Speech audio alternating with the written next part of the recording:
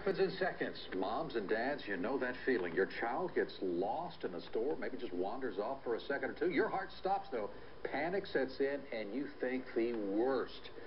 It's happened to most of us, but what if you had a secret weapon, an extra layer of safety, so to speak? How far would you go to keep your children secure? Would you be willing to microchip them? Experts tell us the technology already exists.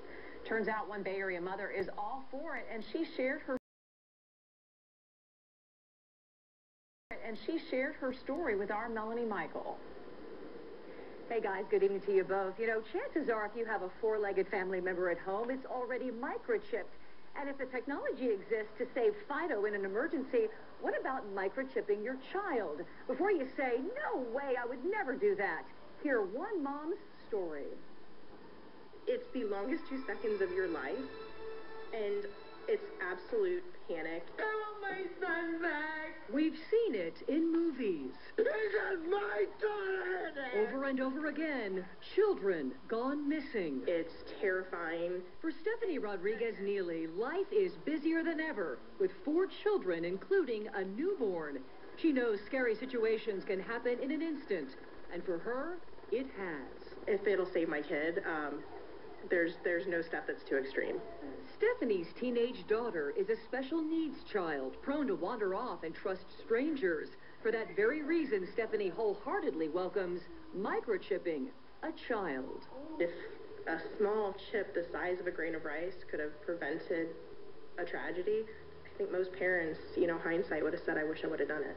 But Stephanie is in the minority in her Tampa Bay moms group, where other mothers call this too sci-fi and invasive. You're putting a battery in your kid, you're putting a chip in your kid, and where does it stop?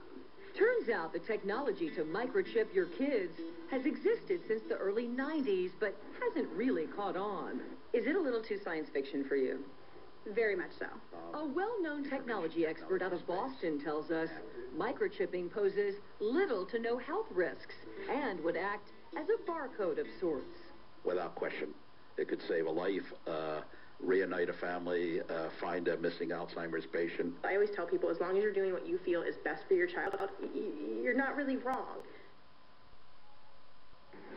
And guys, this is what we're talking about, the microchip. I don't know if you can see it in my hand. It's the size of a grain of rice, very, very small. And the expert that we spoke with actually tells us that barcodes were introduced in the late 1960s, and back then people thought, this is way too invasive and too weird, and now barcodes are so commonplace that we don't even think about them anymore. The expert tells us this will happen sooner rather than later. Well, and Mel, you said that the technology's been around since the 90s or whatever, but, I mean, have companies actually tried this? That's a different scenario.